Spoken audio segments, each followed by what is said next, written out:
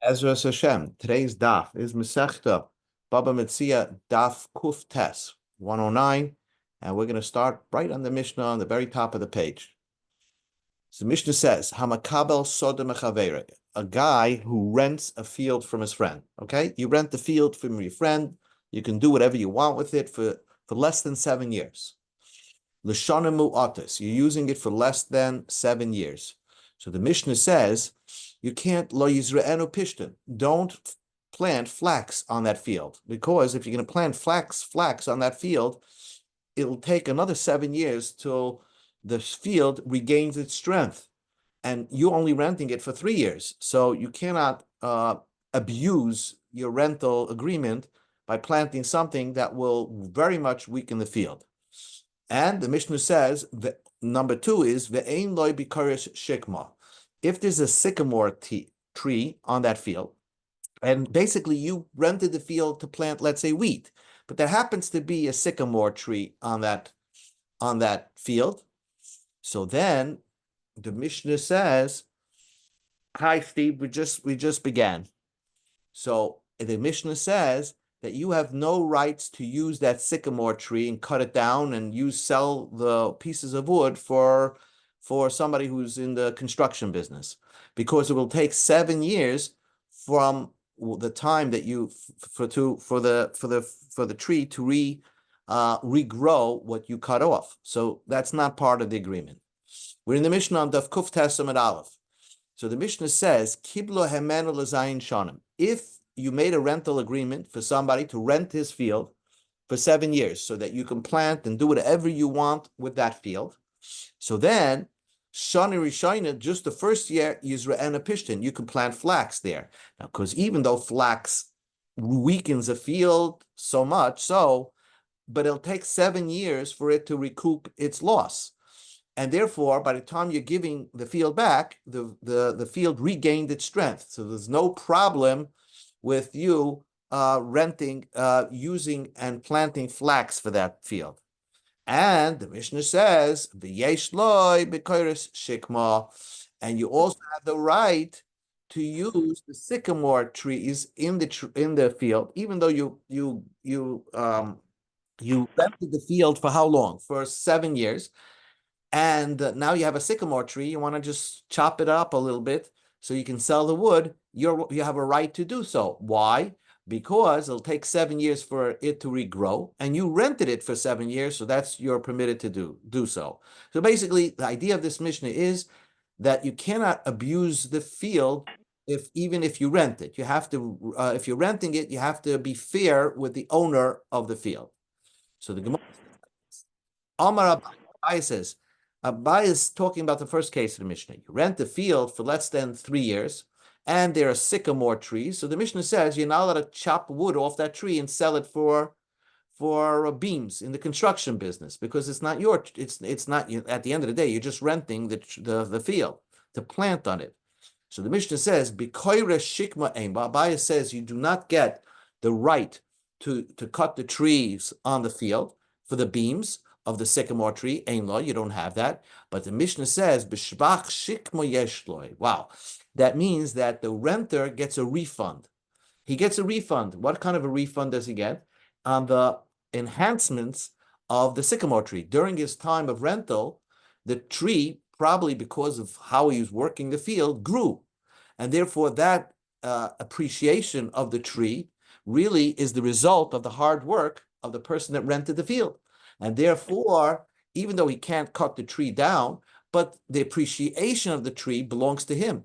And therefore, the owner of the field is going to have to give some refund to the person who rented the field in exchange for the appreciation of his sycamore trees. So that's called shvach shikma. Rava says, Afila b'shvach shikva nami ein loy. He doesn't have the rights even for the appreciation of the sycamore trees, because he only rented the field to plant on it, to plant wheat. And sycamore trees were not part of the agreement, and therefore he doesn't get anything from that. So the Gemara says, Meisvei, so they asked the question against Rava.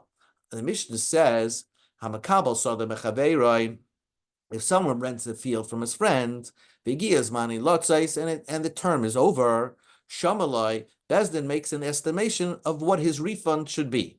My lot, this price means Shamalai b'shvach shikma. You give him an estimation and you give him a refund for the appreciation of the sycamore trees. So that's a direct contradiction to what Rava said, that the renter of the field has no rights to the shvach shikma. Answers the Gemara, law, that's not the way to read the Brisa. Shamaloi, you give him a refund on yarka, on the vegetables that grew in the field, the silka and the beets that you didn't, the term is up, but he didn't harvest the field yet, so he gets a refund of what's still on that field. Says the Gemara, why should he get a refund on that? Let him go collect it. Yarka v'silka, the vegetables and the beets that are still on the field, na'akar v'nishko, let him uproot it and take it. It's still on the field, so let him just grab it and take it, and that's the end of it.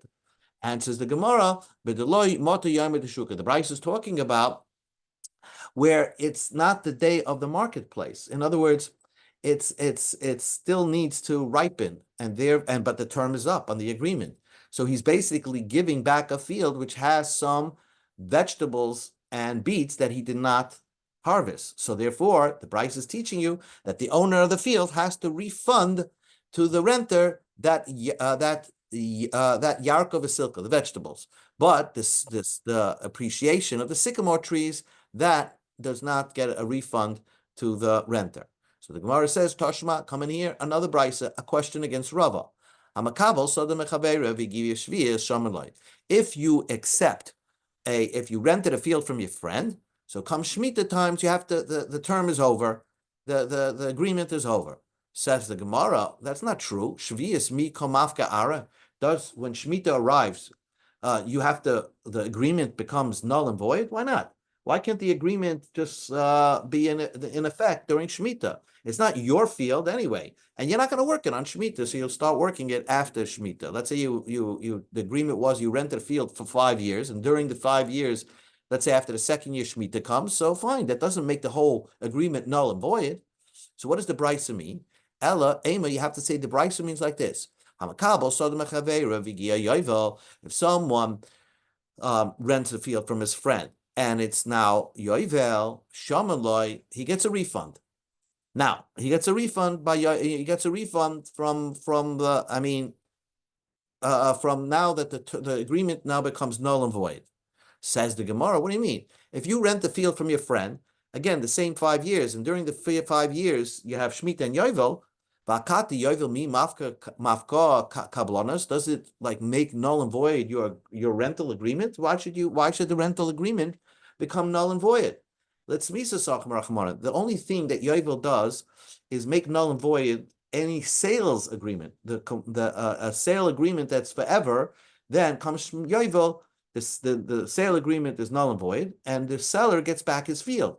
But if a person just has an agreement with somebody that he never sold the field, but he gives that other person the right to rent the field from him, so then why does it become null and void when Yovel comes about? Ela Ema. So the proper reading of the Brisa is, and here's where it's going to get a question against Rava. Someone purchased the field from his friend and Yovel. So now the seller gets back his field. Shamaloi, but the seller has to give the purchaser a refund. Now, what kind of a refund does he give him back? That he gives him a refund on vegetables and beets that remained in the field. That's what the seller, he gets his field back, but he has to give a refund to the purchaser because he worked the field and now there's some vegetables and beets on the field. Silka v'yarka b'yovel hafkeruhu. That beets and vegetables that remain on the field belong to everybody because Yovel is like Shemitah. Anybody could take it. So, the purchaser and the sellers have rights to that, and the whole world at large has rights to that vegetables and beets. Elalab, so what is the refund that the seller is going to give back to the purchaser? Shvach shichma, the appreciation of the sycamore trees. So the Gemara wants to say that just like when Yovel comes and the purchaser has to return to the seller the field, the seller has to give a refund to the purchaser of the appreciation of the sycamore trees. So that should same apply by a renter of a field. If you rent the field and now the term is up, the person renting the field, the owner of the field, has to give the renter a refund because of his work. There was an appreciation of sycamore trees on his property. So shouldn't that be the same?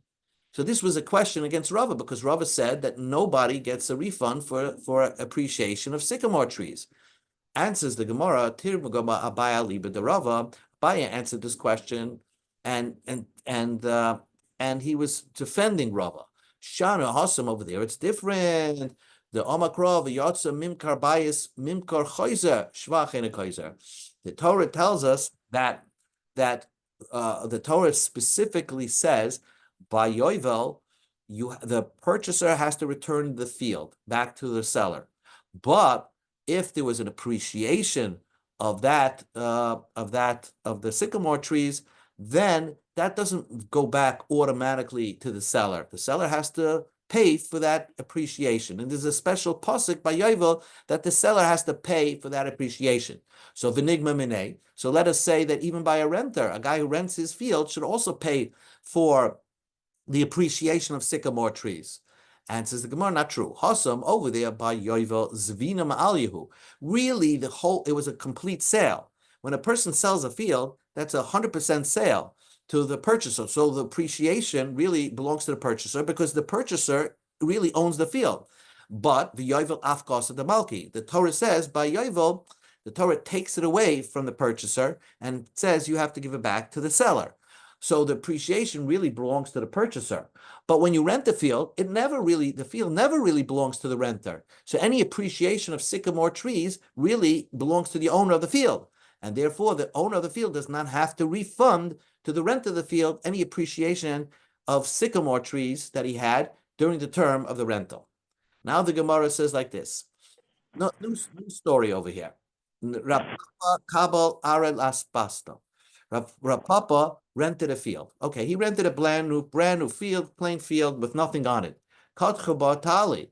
So then he rented a field because he wanted to grow fodder for his animals. Okay, so Tali, and then all of a sudden beautiful fruit trees grew on the tree on the field.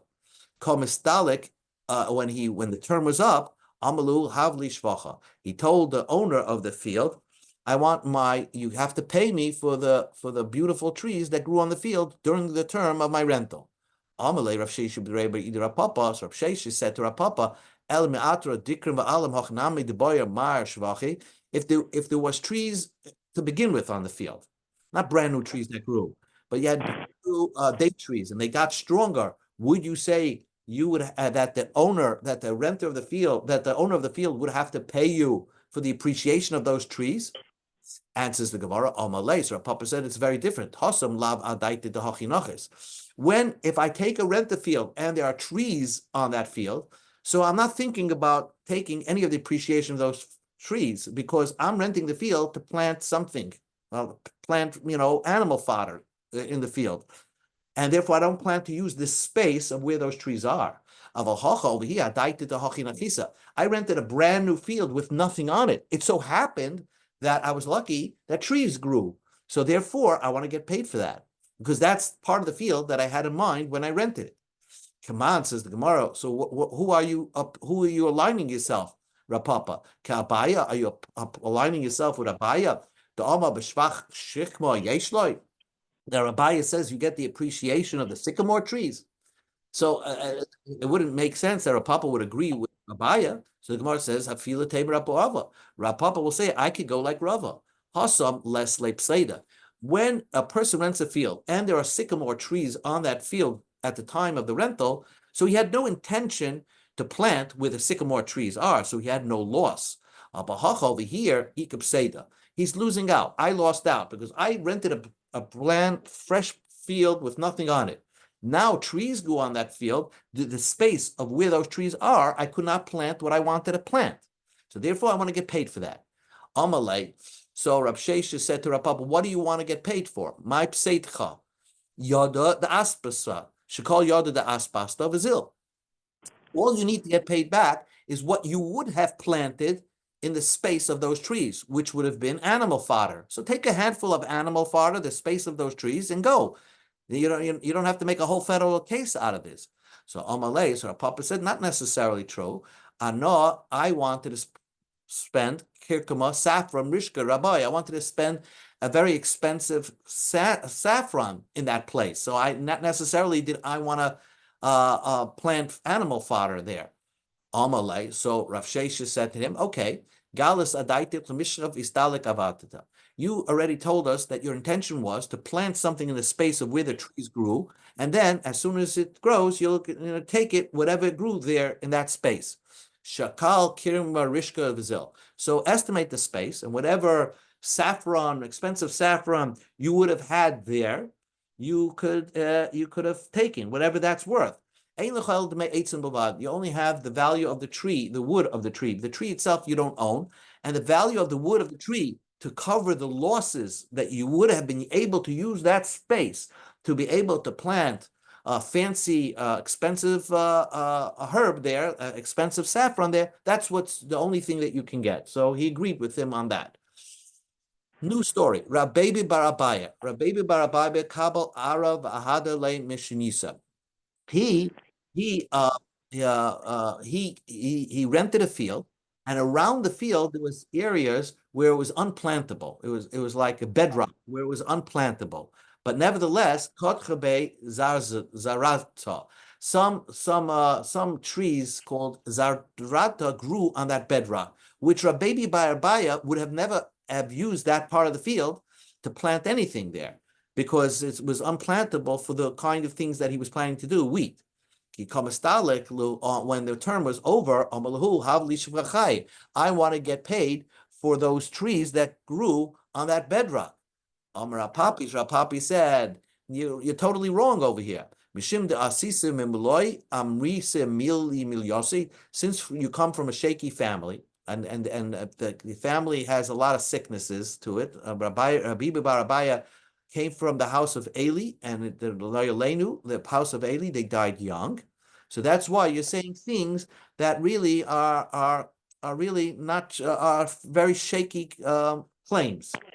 Rapapa, who we paid him out, he had a loss because in the place of the tree, he could have planted something else in this place of the tree. So therefore, Rapapa would have gotten paid for that, deserved to get paid for that. But over here, my pseida is lach. What kind of loss did you have? You can't plant there.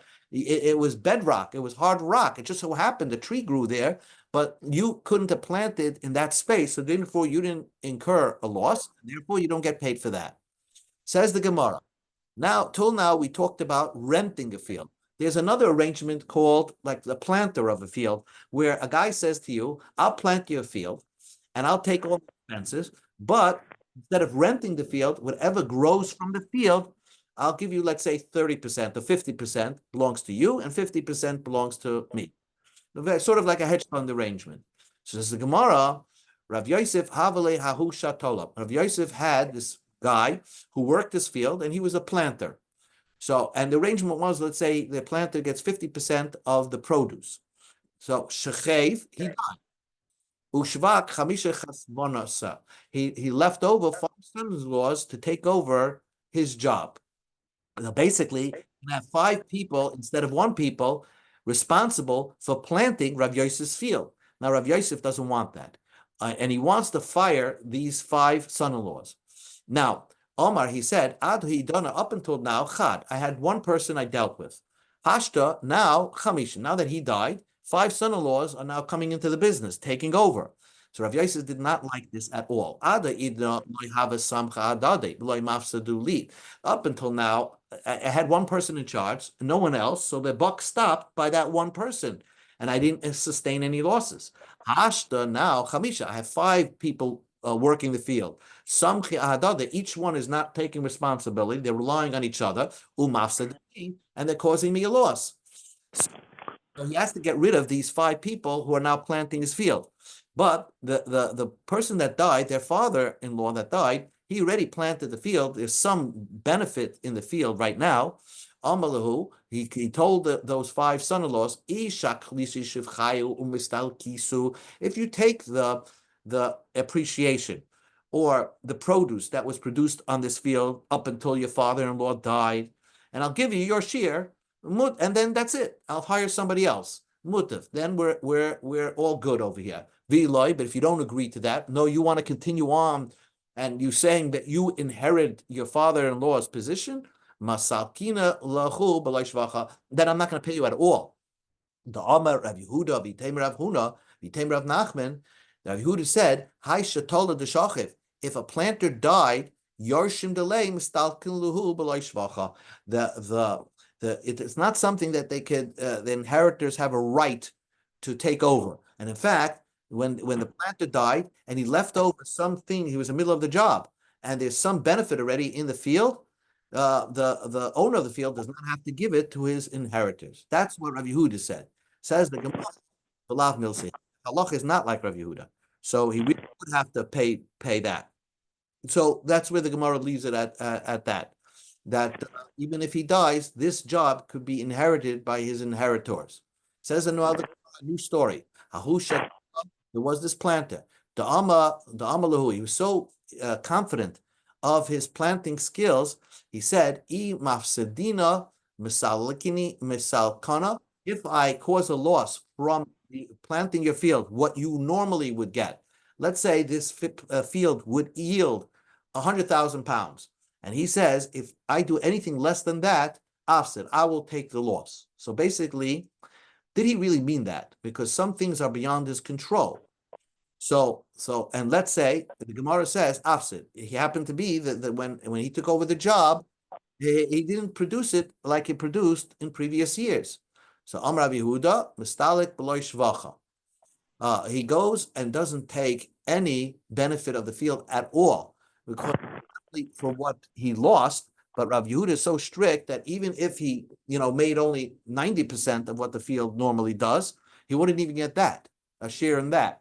Rav Kahana says, mistalik, you get rid of him, but he takes whatever he produced. He could still get his share of whatever was produced, but he could get fired because he didn't live up to his commitment. His commitment was that he's going to make this field produce what it produced in previous years. But if it produced something, you can't get rid of him without paying him off.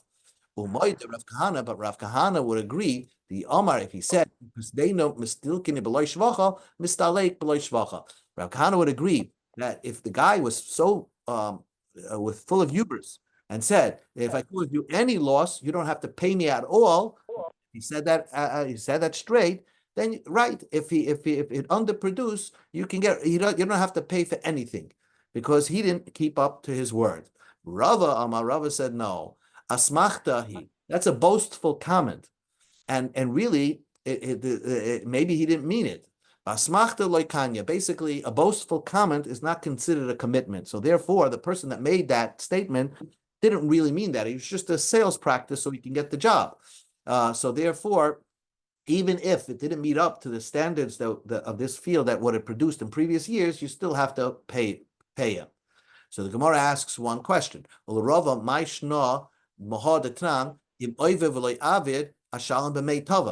a man rents a field or is a sharecropper in a field, and he says, if I don't work the field, then I'll pay you what the field normally does. And therefore, what happened was he didn't even bother working the field. So then you estimate what this field would make, and the person that took that commitment has to pay for the loss because he didn't work the field at all. So again, why don't we say that he didn't mean it? Answers the Gemara, true, but hi hasam my da afsid mishalim. Whatever he caused the loss, we make him pay. So if he didn't work the field at all, so he caused 100% loss, so he has to pay 100% of those losses. Hacha over here, yes, my da'afse menakin alei. Whatever he lost, he's not gaining anything from. Over here, if it only made 90% of what it normally produces, so he's not gaining anything from the 10%. He's not profiting. He's losing out. Over idach yavin alei. But the other part that it did produce, the 90% of what it normally does, it did produce that. We should not let the sharecropper walk out without getting paid. So therefore, he gets paid over here as well. Not like Rabbi Yehuda, who said no, mistalik. He gets if you say that if you say such a statement, b'loi shvach, you go nothing. Rav Kahana says, no, you get something, but you get obviously get what it produced. Right, we'll do one more story and then we'll stop. Runya Shtatola Ravina Hava. Runya was the planter of Ravina. He worked for Ravina. Afsid he caused a loss for Ravina. So basically, it's these types of losses are really unrecoverable. If you have somebody that plants your field and he just messes up, you can't replant your field. It's a total loss. So can you fire the person? So Ravina fired the person. Also, the comment to Rava. So the person that got fired, Ranya, went to Rava. Amalei, he said, Chazumar, my Did you see? He just fired me and I messed up on his property, but that gives him right to fire me. Amalei, so Rava said, Shapir of it, he had a good right to fire you. Amalei, so the Runya said, Hala Hisrabi, he didn't warn me that if I do a bad job, he's going to fire me. Amalei, so Rava said, Loit Hasras. Sometimes you take a job, and if you mess up, you could be fired without warning. And there are a few jobs like that because you make such a damage that it's unrepairable. Rava l'tamei, Rava goes according to his reasoning. Rava said, Makri Dardake, a Chumash teacher, right? So he messes up and doesn't teach the children right. Since they're now making mistakes, it's very hard to undo that mistake because it's locked into the children's mind. So if he does a bad job, Shatola, a planter, does a bad job, Tabacha, a shoichet that messes up and shechs wrongly, Umana and a moil, if somebody who does a bris milah, and sapar, we go to Ahmed Bey's, a bar of sapar masar, cipher of the city, kulam kimutarim va'imdin dani. They're like warned already. And therefore, if they mess up on their job, the employer can fire them without warning. And we end off with the Gemara like this. If you want to rule about firing people, any loss that cannot be recouped, the one that takes the job is as if he's warned that if you mess up, you're going to be fired right away. And that's the story over here by the planter. Okay, we'll stop right over here.